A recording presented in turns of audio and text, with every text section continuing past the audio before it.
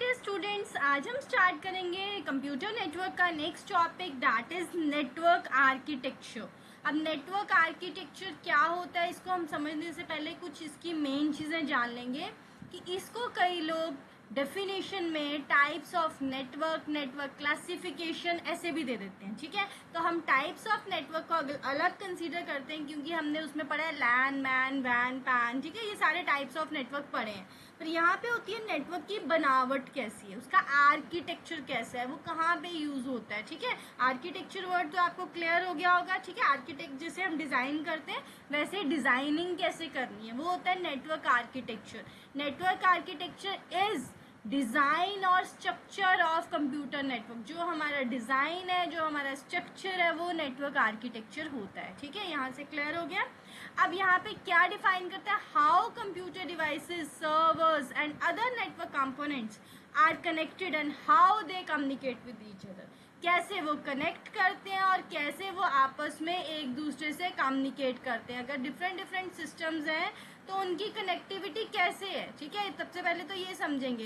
यहाँ मैं different system अगर मैं बना रही हूँ, जस्ट बॉक्स लाइक मैं सिस्टम कंसीडर कर रही हूँ, तो ये जो सिस्टम्स हैं वो अपनी कनेक्टिविटी कैसे शो करते हैं, इसको हम पढ़ेंगे इस नेटवर्क आर्किटेक्चर में। ये मैंने 4 सिस्टम बनाए हैं। ठीक है, तो इसके अकॉर्डिंग ये कैसे काम करेंगे। तो 2 टाइप का यहाँ पे नेटवर्क आर्किटेक्चर होता है जिसके अकॉर्डिंग सारी की सारी हमारी डिजाइनिंग होती है। सबसे पहले होता है पेयर टू पेयर या पीर टू पीर भी बोल सकते हैं नेटवर्क आर्किटेक्चर, और दूसरा होता है हमारा क्लाइंट सर्वर नेटवर्क आर्किटेक्चर। ठीक है, तो ये दोनों आर्किटेक्चर कैसे वर्क करते हैं ये हम समझेंगे। सबसे पहले समझते हैं peer to peer network architecture. तो peer to peer network architecture क्या करता है, ये हमारा होता है इक्वल स्टैंडिंग में, मतलब हर कंप्यूटर की अपनी जगह है। ये भी नंबर 1 है, ये भी नंबर 1 है, ये भी नंबर 1 है, ये भी नंबर 1 है। ठीक है, अगर नंबर 2 है तो ये भी सब इक्वल है, यानी कि सबका एक ही स्टैंड है। ओके, तो यहाँ पे क्या है कि हर नेटवर्क पे हर कंप्यूटर जो है वो इक्वल होता है। Therefore each computer can play a role of client और सर्वर। ये भी क्लाइंट है, यही सर्वर है, यही क्लाइंट है, यही सर्वर है, यही क्लाइंट है, यही सर्वर है, यही क्लाइंट है, यही सर्वर है। ओके, तो ये आपस में कनेक्ट करेंगे, एक दूसरे को डाटा देंगे, बट कोई भी एक दूसरे से अलग नहीं होगा। तो दैट्स वाई इसको बोलते हैं पेयर टू पेयर नेटवर्क। यहाँ पे कोई भी डेडिकेटेड सेंट्रल सर्वर नहीं होता है। ओके, हर कंप्यूटर अपनी फाइल्स को, अपने रिसोर्सेज को शेयर करता है। ओके, एंड ये किसके लिए होता है, ये होता है स्मॉल नेटवर्क के लिए। छोटे नेटवर्क्स में हम इसको यूज करते हैं, ये जरूर याद रखना, स्मॉल नेटवर्क्स में इनको यूज किया जाता है। Typically peer to peer network has up to 10 computers. 10 computers तक हम इसको मैनेज कर लेते हैं। ओके, तो ये हमारा आ गया पेयर टू पेयर नेटवर्क। कैसे ये चलता है, कैसे ये मैनेज होता है, ये सब अकॉर्डिंगली होता है। मैंने इसको पॉइंट्स में लिखा, आप इसको डेफिनेशन में लिख सकते हो, सारी डेफिनेशन के डिफरेंट पॉइंट्स बना सकते हो, जैसे आपको ईजी लगता है आप लिख सकते हैं। ओके, नेक्स्ट आता है हमारा क्लाइंट सर्वर नेटवर्क आर्किटेक्चर।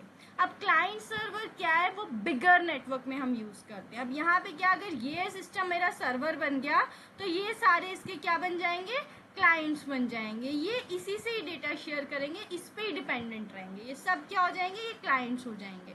तो इन सबको हम क्लाइंट्स भी बोलते हैं, इन सबको हम वर्क स्टेशंस भी बोलते हैं। ओके, ये चीज ध्यान रखनी है। तो यहाँ पे क्या हो जाएगा, जब क्लाइंट सर्वर आएगा तो एक सेंट्रलाइज सिस्टम होगा जिसके ऊपर सारा कंट्रोल होगा, जो सब चीजों को मैनेज करेगा।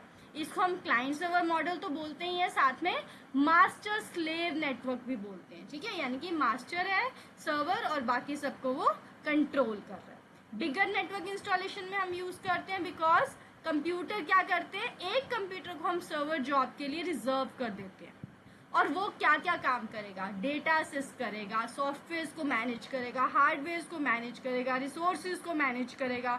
इन सब चीजों को मैनेज करने का काम किसका है, सेंट्रल सर्वर का, जो सर्विसेज एंड रिसोर्सेज सारे सिस्टम्स को प्रोवाइड करेगा। ओके, क्लियर है। क्लाइंट सर्वर में टोटली डिफरेंट है पेयर टू पेयर से, ध्यान से समझना। और जो भी कंप्यूटर बच गए एक सर्वर के अलावा, वो क्या रहेंगे, या तो उनको क्लाइंट्स बोलेंगे या उनको क्या बोलेंगे, वर्क स्टेशंस बोलेंगे। ठीक है, तो ऐसे ही डेफिनेशन ऐसे ही आप तोड़ के लिखो, चाहे इसको एक ही लाइन में लिख दो, बट ये सारी चीजें इसमें छोटी छोटी कवर होनी चाहिए। सब कुछ मैंने आपको बता दिया, आप अपनी लैंग्वेज में लिख सकते हैं। ओके, अब इन दोनों में डिफरेंस बहुत पूछा जाता है क्योंकि ये बहुत इंपॉर्टेंट रहता है topic, client server and peer to peer network architecture. ठीक है, अब इसका डिफरेंस भी समझ लेते हैं, क्या डिफरेंस है। सबसे पहले मैंने आपको बता दिया सेंट्रलाइज्ड कंट्रोल है। यहाँ पे आप डिसेंट्रलाइज्ड वर्ड का भी यूज कर सकते हो या ऐसे भी लिख सकते हो, each computer has its own control. Her computer का अपना कंट्रोल होता है, ये आप बता सकते हो। किसमें, पेयर टू पेयर में। एंड क्लाइंट सर्वर में तो सिर्फ सेंट्रलाइज्ड रहेगा।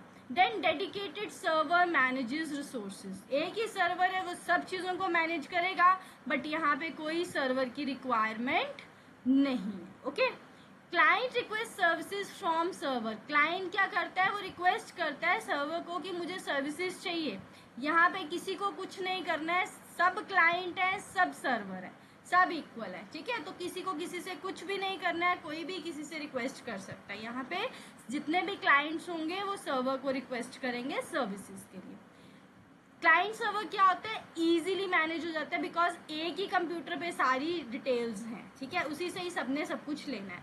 यहाँ पे डिफिकल्ट हो जाए क्योंकि किसी सिस्टम के पास कुछ होगा, किसी सिस्टम के पास कुछ होगा, वो आपस में मैनेज करते रहेंगे। ठीक है, सब एक दूसरे से मैनेज करते रहेंगे, बट हमें नहीं पता किसका डेटा किसके पास है। तो यहाँ पे क्या है कि आपको पता है सबने सर्वर से ही डेटा लेना है, तो सबको पता है कि हमारा डेटा सर्वर के पास ही होगा।